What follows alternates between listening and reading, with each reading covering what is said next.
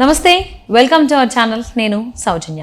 Road side lunch 12 to 4 పెట్టుకుని lunch అమ్మేటువంటి కుమారి aunty పరిస్థితి ఇప్పుడు ఎలా ఉంది అని అంటే, ఎక్కడ చూసినా ఆవిడ పేరే వినిపిస్తూ ఉంది. ఈవెన్ ఆంధ్రప్రదేశ్ రాజకీయాల్లో కూడా ఆవిడ పేరే వినిపిస్తోంది.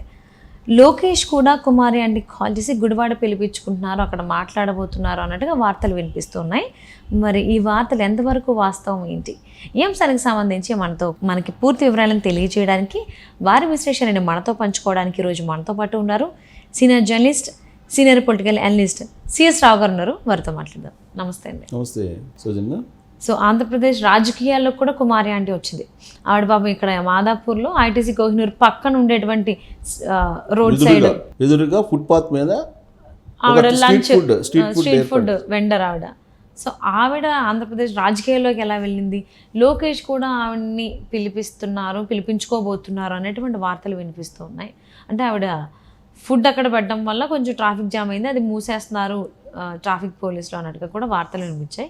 సో దీనికి రియాక్షన్గా లోకేష్ గారు పిలిచారు అన్నట్టుగా వార్తలు వస్తున్నాయి. వీటిలో ఎంతవరకు వాస్తవం ఉంది?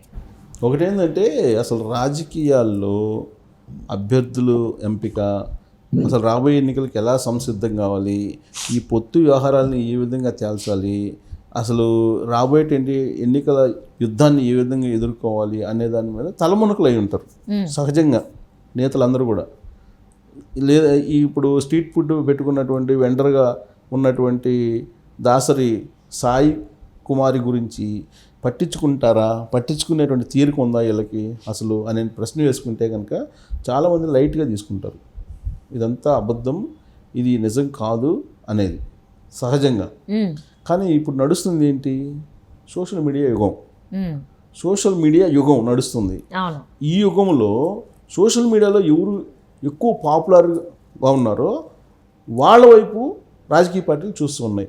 ఆ పార్టీల అధినేతలు చూడకపోయినా కానీ ఆ పార్టీలకి సోషల్ మీడియా విభాగాలు ఏదైతే ఉన్నాయో ఆ విభాగాలు నడిపేటువంటి వాళ్ళు ఇలాంటి వాళ్ళ వైపే చూస్తున్నారు.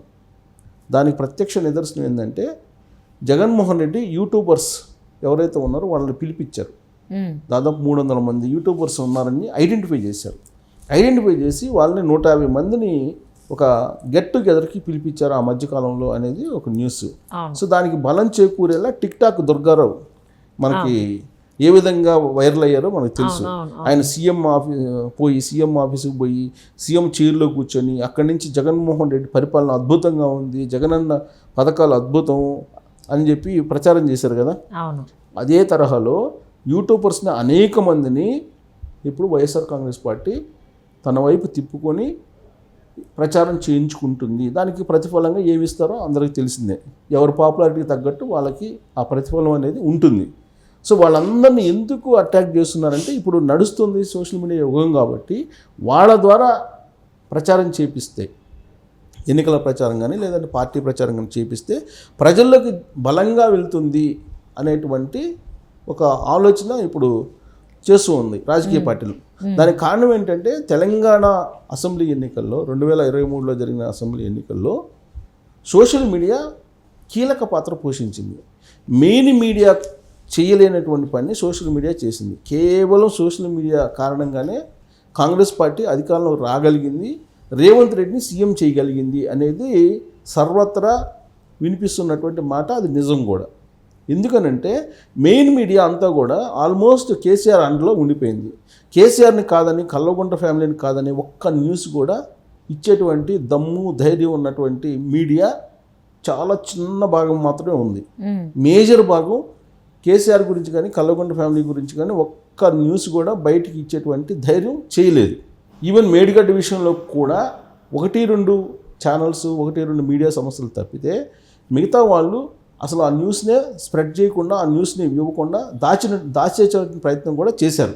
సో అంత బిక్కుబిక్కుమంటూ భయపడుతూ ఉన్నటువంటి రోజుల్లో సోషల్ మీడియా బయటకు వచ్చి సోషల్ మీడియా అనేక అంశాలను బయటకు తీసుకొచ్చింది. తెలంగాణలో సీన్ కట్ చేస్తే రేవంత్ రెడ్డి ముఖ్యమంత్రి అయ్యారు.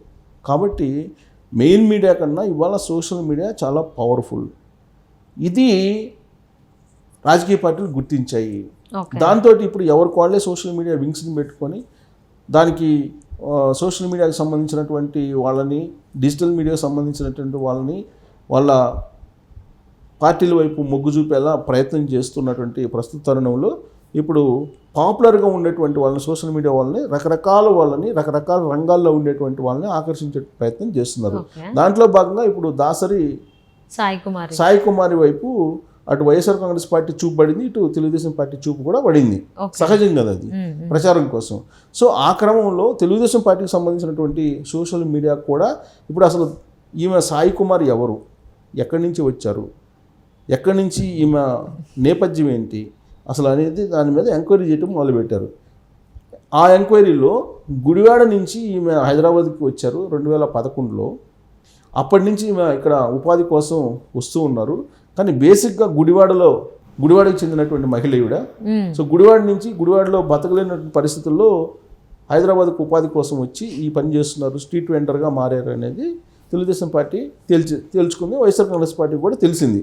సో ఇప్పుడు గుడివాడ నుంచి ఇప్పుడు తెలుగుదేశం పార్టీ నుంచి ప్రచారం చేయించుకోవడానికి ఈ దాసరి సాయి కుమారి అనే ఆవిడ పనికొస్తారా, అసలు ఈ ఏ పార్టీ, ఈ మూలాలు ఏంటి అనే దాని మీద ఎంక్వైరీ చేస్తున్నటువంటి క్రమంలో లోకేష్ ఒక బంపర్ ఆఫర్ ఇచ్చారు అని, ఆమె వచ్చి కనుక రేపు ఎలక్షన్లో తెలుగుదేశం పార్టీకి అనుకూలంగా పోటీ చేస్తే అక్కడ ఉండేటువంటి కొడాలి నాని ఎవరైతే ఉన్నారో, కొడాలి వెంకటేశ్వరరావు అలియాస్ నాని మాజీ మంత్రి ఎవరైతే ఉన్నారో ఆయనకి వ్యతిరేకంగా ప్రచారం చేసేటువంటి సత్తా ఉందా ఇంకి అనేటువంటి దాన్ని పరిశీలిస్తున్నారు అనేది తెలుగుదేశం పార్టీ వర్గాల్లో, సోషల్ మీడియా వర్గాల్లో ఎక్కువగా వినిపిస్తుంది. ఇక దీని మీద రకరకాలుగా ప్రచారం చేయటం అనేది సహజం కదా, అటు వైసీపీ మీడియా కానీ, సోషల్ మీడియా కానీ, ఇటు తెలుగుదేశం సోషల్ మీడియా కానీ. సో లోకేష్ ఏదో బంపర్ ఆఫర్ ఇచ్చారని, ఆమెను పిలిపించుకుంటున్నారని, ఆమెతోటి గుడివాడలో వ్యతిరేకమైన ప్రచారం కొడాలి నానికి చేపిస్తారని ఇలాంటివి జరుగుతుంది. ఆల్రెడీ ఇప్పుడు బలమైనటువంటి అభ్యర్థి తెలుగుదేశం పార్టీకి అక్కడ పనిచేస్తూ ఉన్నారు. సో ఆల్రెడీ అక్కడ చాలా గ్రౌండ్ లెవెల్లో చాలా బలంగా వెళ్తున్నటువంటి పరిస్థితుల్లో ఇప్పుడు కొడాలి నానికి వ్యతిరేకంగా అక్కడ ఉండేటువంటి సిచ్యువేషన్, గుడివాడ అద్భుతం అని చెప్తున్నాడు కదా కొడాలి నాని. సో గుడివాడ నేను అద్భుతంగా అభివృద్ధి చేశాను, గుడివాడలో ఉపాధి అవకాశాలు పెంచాను అని చెప్తున్నారు కదా. ఉపాధి అవకాశాలు లేక గుడివాడ నుంచి వెళ్ళింది కాబట్టి ఆమె కొడాలి నాని ఏమీ చేయలేదు, కొడాలి నాని కాన్స్టిట్యున్సీకి అసలు ఏమీ చేయలేని పరిస్థితుల్లో ఉపాధి కోసం హైదరాబాదు వెళ్ళడానికి నడుం కట్టారు అప్పట్లో ఎవరు, కుమారి ఆంటీ. కాబట్టి ఈ విషయాన్ని అసలు కుమారి ఆంటీ చేత చెప్పిస్తేనే అసలు మొత్తం కొడాలి నాని వ్యవహారం బయటపడుతుంది కదా అనేటువంటి ఉద్దేశంతో తెలుగుదేశం పార్టీ ఆ మీద కాన్సన్ట్రేషన్ చేసిందని చెప్పి కూడా తెలుస్తుంది.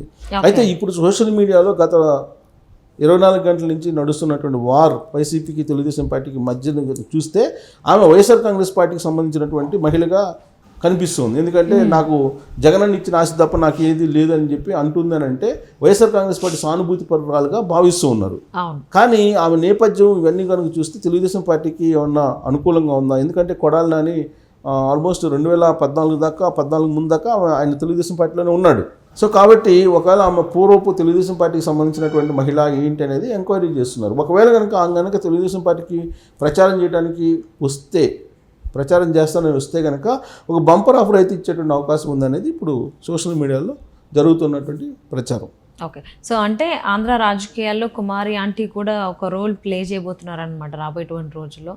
సో ఆవిడ ఏ పార్టీ వైపు మొగ్గు చూపుతారు ఏంటి అనేది వేచి చూద్దాం. గుడివాడ వరకు ఉపయోగించుకోవాలని చూస్తున్నారు. అంటే బందరు టికెట్ ఏమో వైసీపీ ఇస్తారేమో అని చెప్పి అనుకుంటుంటే గుడివాడలో ప్రచారానికి ఉపయోగించుకోవాలని తెలుగుదేశం పార్టీ ఏదో ప్రయత్నం చేస్తుందనేది ఇంకొక కోణం. సో ఇందుకే ఆవిడ ఆలోచన, ఆవిడ అభిప్రాయం దేని మీద పాజిటివ్గా ఉందనేది ఆవిడ చెప్తే కానీ తెలియదు. సో లెట్స్ సీ ఆవిడ ఎవరి వైపు ఉన్నారు ఏంటి అని, ఏ పార్టీ వైపు రాబోయేటువంటి రోజుల్లో తెలుస్తుంది కాబట్టి. And thank you so much for spending your valuable time with us, రావు గారు. Thank you.